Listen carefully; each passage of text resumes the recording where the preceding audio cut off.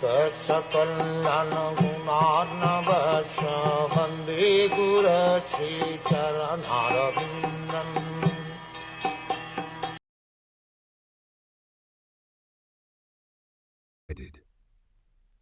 Just try to understand the mighty strength of my Māyā in the shape of woman, who by the mere movement of her eyebrows can keep even the greatest conquerors of the world under her grip.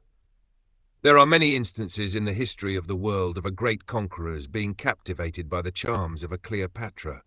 One has to study the captivating potency of woman and man's attraction for that potency. From what source was this generated?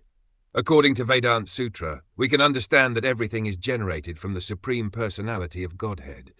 It is enunciated there, Janmadi Asya Yata.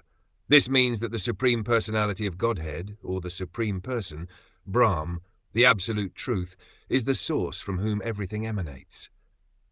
The captivating power of woman and man's susceptibility to such attraction must also exist in the Supreme Personality of Godhead in the spiritual world and must be represented in the transcendental pastimes of the Lord. The Lord is the Supreme Person, the Supreme Male. As a common male wants to be attracted by a female, that propensity similarly exists in the Supreme Personality of Godhead. He also wants to be attracted by the beautiful features of a woman. Now the question is, if he wants to be captivated by such womanly attraction, would he be attracted by any material woman? It is not possible. Even persons who are in this material existence can give up womanly attraction if they are attracted by the Supreme Brahm. Such was the case with Haridas Thakur.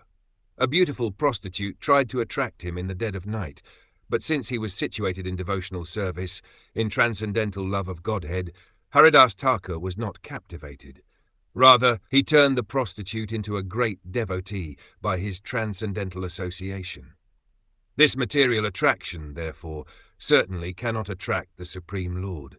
When he wants to be attracted by a woman, he has to create such a woman from his own energy. That woman is Radharani. It is explained by the Goswamis that Radharani is the manifestation of the pleasure potency of the Supreme Personality of Godhead. When the Supreme Lord wants to derive transcendental pleasure, he has to create a woman from his internal potency.